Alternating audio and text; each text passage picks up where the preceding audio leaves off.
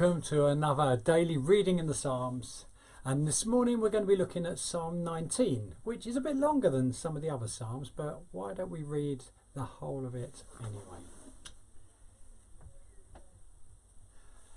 The heavens declare the glory of God, the skies proclaim the work of his hands.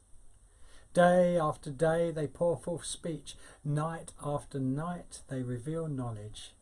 They have no speech, they use no words, no sound is heard from them, yet their voice goes out into all the earth, their words to the ends of the world.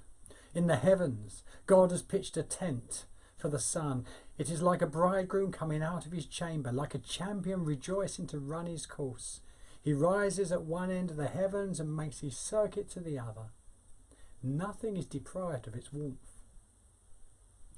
The law of the Lord is perfect, refreshing the soul.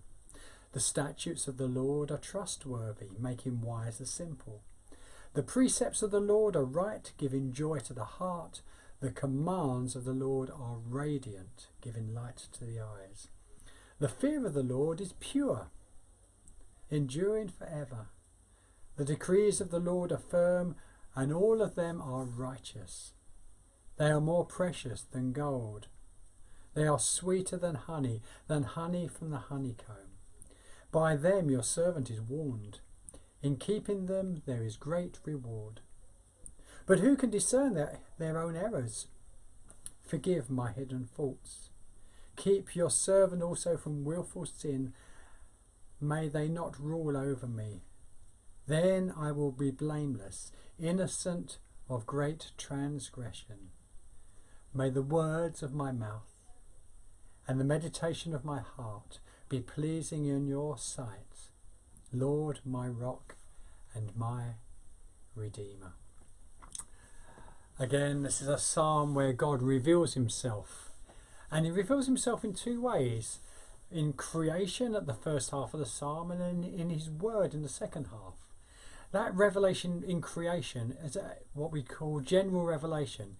It's that everyone everywhere can look at the creation and see God's handiwork, and it speaks of the Creator. The creation is vast, from the tiny molecules and atoms that are the building blocks to the vastness of space. Just a sense of how vast. Voyager 2, a probe was launched in 1977. 12 years later, 1989, it passed out of our solar system, and it's travelling further and further. It won't come within a light year of another star for 958,000 years. And our solar system, our galaxy, of which we are part of, contains 100 billion stars. And our galaxy is one of 100,000 galaxies, but they're only estimates on what people can see. And there's that wonderful throwaway line, he also made the stars, as it tells us in Genesis chapter 1. And then it goes from that general revelation down to that specific revelation. From the creation speaks about God to everyone, to his word. Where creation points to say there's a creator, his word wants you to know who he is in person. It's interesting, it doesn't come over in the English translation, but when it's talking about the creator, it uses the word for God, El, which is a general word for God. But when this psalm turns to talk of his word, it changes the word from El to Yahweh, his personal name, because his word speaks to us personally. And it's through his word we get to know who this creator is.